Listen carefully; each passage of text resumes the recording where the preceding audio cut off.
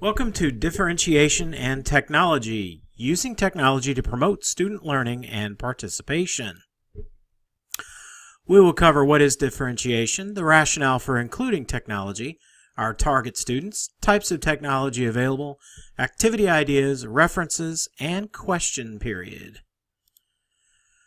Differentiated instruction is proactive, more qualitative than quantitative, rooted in assessment, taking multiple approaches to content, process, and product, student-centered, and a blend of whole class, group, and individual instruction. Differentiation requires teachers to consider the needs and strengths of their students. It creates a learning environment that encourages student participation and sets the stage for a better context for teaching. Differentiated instruction is a way of recognizing and teaching according to different student talents and learning styles. Our rationale for including technology. Research shows an achievement gap across the spectrum of students, including socioeconomics, learning disabilities, gifted and talented, and cultural and racial groups. Technology offers a wide range of tools that can help to lessen the gap for affected groups in reading, math, science, and social studies. Technology tailored to the student can foster a love of learning and a sense of independence for the student. It also offers students an alternative learning method, promotes student interest outside the classroom, makes a connection between student interest and content, offers the chance to connect the content to real-world scenarios and applications. Our target students. In reality, all students can benefit from differentiation. In particular, students who can benefit from technology are English language learners, or ELLs, special needs students, gifted and advanced students. The available tech. The current presentation you're watching now was created using Screencast-O-Matic and PowerPoint. Screencast-O-Matic is one of 3 recording softwares that I can recommend. Also, I can recommend Cam Studio and ScreenFlow. Presentation software, PowerPoint is the most used, Prezi after that, and a new system called Canva. One of my favorites is Powtoon. It's a hybrid presentation software that allows you to record and create presentations. Here is an example of Powtoon.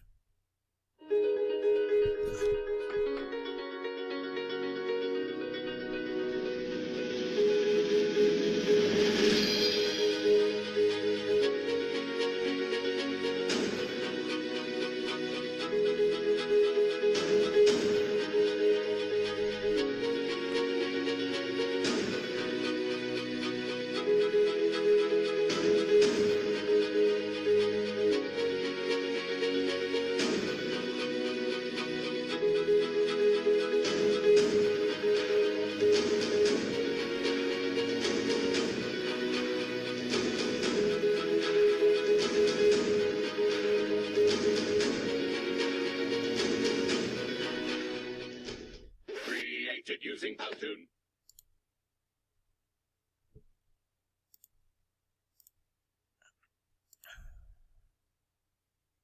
That was Powtoon.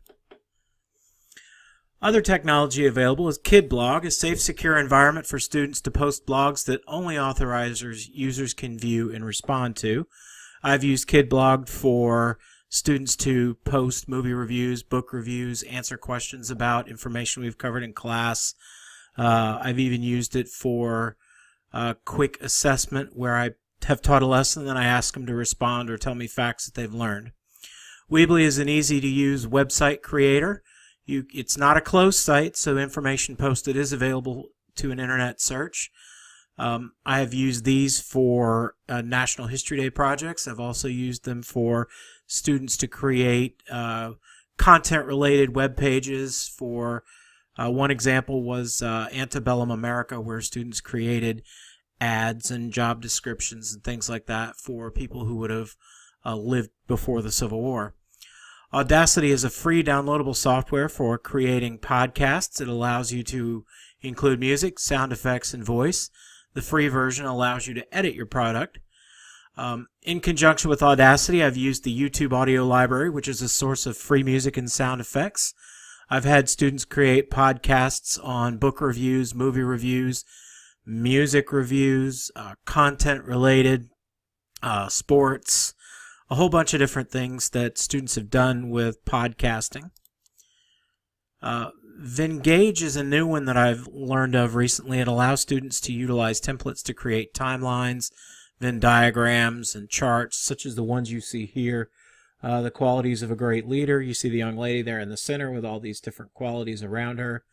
They can also create customized timelines, which would be good for social studies. There's a whole bunch of customizable templates available on Vengage that I like.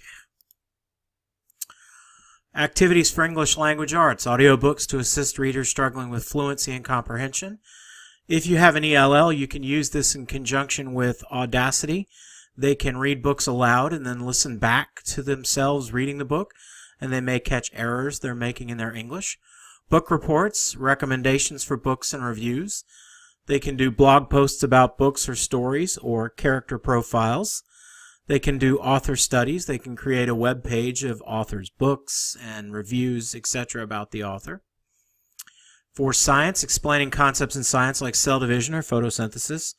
Another cool idea is going low-tech and using either modeling clay or Legos and allow them to create a cell and show how it might divide using actual tangible objects. They can do digital science projects such as a web page or a blog post. They can do science reports, and they can do student-created test reviews. For math, explaining mathematical concepts, creating word problem stories, test review. Visuals for abstract concepts. They can play online math games and download brain teasers. And I recently found a website that has virtual manipulatives such as fraction strips and shapes and a few other cool things that they can do online rather than having the manipulatives in class. So if they're at home, they can practice at home. Social studies, which is my forte. History reports, virtual timelines, profiles or figures in history, news report about events in history, National History Day projects. I had a student use KidBlog, and they created a page for Thomas Jefferson, and Thomas Jefferson tweeted every day on her KidBlog page, which was pretty cool, actually. It was a great way for her to learn about Thomas Jefferson and to pass on what she knew to other students who followed her blog. These are 4 slides from a student-created presentation. I wish I had permission to show you the video. It was outstanding. The young man was a 5th grader that I had who created this PowerPoint program and then came dressed as an 1860s person, and he sat at a desk and had someone running the PowerPoint. He had the PowerPoint over his shoulder, and he did it as a news broadcast. As you can see, he had breaking news, Confederates defeated at Gettysburg.